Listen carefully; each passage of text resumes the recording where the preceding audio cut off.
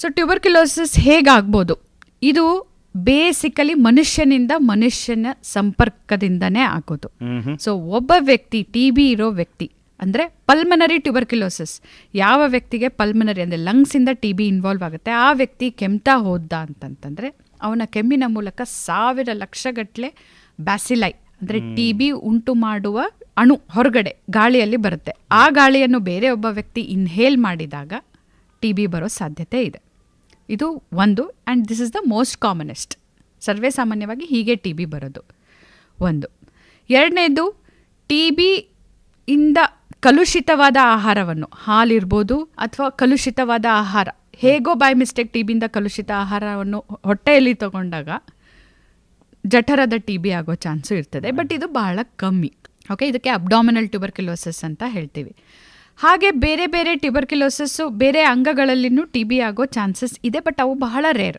So basically ಜನರು TB positive ವ್ಯಕ್ತಿ ಕೆಮ್ಮಿದಾಗ ಅಥವಾ ಸೀನಿದಾಗ ಅಥವಾ ಮಾತಾಡಿದಾಗ ಬರೋ TB ಕಾರಣನೇ ಮೇನ್ ಅಂತ ತಿಳ್ಕೊಬೋದು.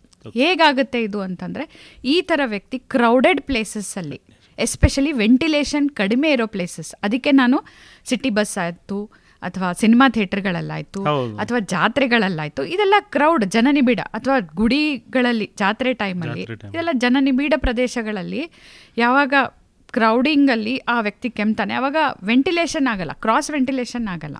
ಸೊ ಆವಾಗ ಇದು ಹರಡೋ ಚಾನ್ಸಸ್ ಜಾಸ್ತಿ ಇರ್ತದೆ. ಯಾರು ಇದಕ್ಕೆ ಸಸೆಪ್ಟಬಲ್ಲು? ಯಾರಲ್ಲಿ ರೋಗ ನಿರೋಧಕ ಶಕ್ತಿ ಕಮ್ಮಿ ಇರುತ್ತೆ. ಯಾರವರು ರೋಗ ನಿರೋಧಕ ಶಕ್ತಿ ಕಡಿಮೆ ಇರೋರು? ಚಿಕ್ಕ ಮಕ್ಕಳು, ವಯೋವೃದ್ಧರು, HIV ಇನ್ಫೆಕ್ಷನ್ನಿಂದ ಪೀಡಿತರು, ಡಯಾಬಿಟಿಸ್ ಮೆಲಿಟಸ್. ನಮ್ಮ ಭಾರತ ಡಯಾಬಿಟಿಸ್ ಮೆಲಿಟಸ್ದು ಕ್ಯಾಪಿಟಲ್ ಸಿಟಿ.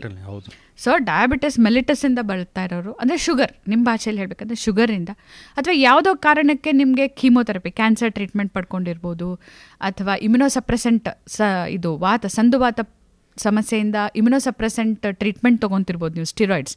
ಈ ಥರ ವ್ಯಕ್ತಿ ಎಲ್ಲ TBಗಳಿಗೆ ಸಸೆಪ್ಟಬಲ್ ಅಂತ ಹೇಳ್ತೇವೆ ನಾವು. ಬೇಸಿಕಲಿ ಈ ರೋಗದ ಗುಣಲಕ್ಷಣಗಳೇನೇನು ಅಂತಂತಂದರೆ, ಪಲ್ಮನರಿ ಟ್ಯೂಬರ್ಕ್ಯುಲೋಸಿಸ್ ಅಂದರೆ ಲಂಗ್ಸಲ್ಲಿ ಟ್ಯೂಬರ್ಕ್ಯುಲೋಸಿಸ್ ಆದಾಗ ವ್ಯಕ್ತಿಗೆ ಕೆಮ್ಮಿರ್ತದೆ, ಕೆಮ್ಮು ಕಫ, ಇದು ಮೇನ್ ಬೇಸಿಕ್. ಅದು ಬಿಟ್ಟರೆ ಜ್ವರ ಬರಲಿಕ್ಕೆ ಶುರುವಾಗ್ತದೆ.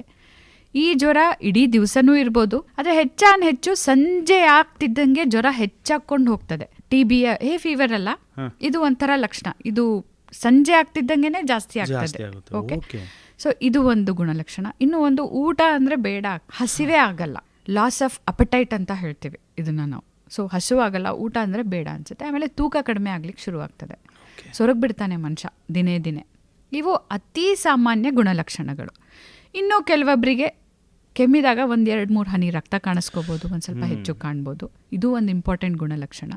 ಎದೆ ನೋವು ಕಾಣಿಸ್ಕೋಬೋದು, ಚೆಸ್ಟ್ ಪೇನ್ ಅಂತ ಹೇಳ್ತೀವಿ, ಅದು ಬರೋ ಕೆಲವೊಬ್ಬರಿಗೆ ಚಾನ್ಸಸ್ ಇರ್ತದೆ. ಇದೆಲ್ಲ TBಯಿಂದ ಕಾಣಿಸ್ಕೊಳೋ ಸರ್ವೇ ಸಾಮಾನ್ಯ ಲಕ್ಷಣಗಳು, ನೀವು ತಲೆಯಲ್ಲಿ ಇಟ್ಕೋಬೇಕಾಗಿದ್ದು. ಆದರೆ ಅಟ್ ದ ಎಂಡ್ ಇದನ್ನೆಲ್ಲ ಹೇಳೋದಲ್ಲದೆ ಎಂಡಿಗೆ ನಾ ಏನು ಹೇಳಕ್ಕೆ ಇಷ್ಟಪಡ್ತೀನಿ ಅಂದರೆ, 2 ವಾರಕ್ಕಿಂತ ಹೆಚ್ಚು ಕೆಮ್ಮು ಕಫ ನಿಮಗಿದ್ರೆ ದಯವಿಟ್ಟು ವೈದ್ಯರನ್ನ ಸಂಪರ್ಕಿಸ್ರಿ. ಬೇರೆ ಲಕ್ಷಣಗಳು ಇರ್ಬೋದು, ಇರ್ಲಿಕ್ಕಿಲ್ಲ.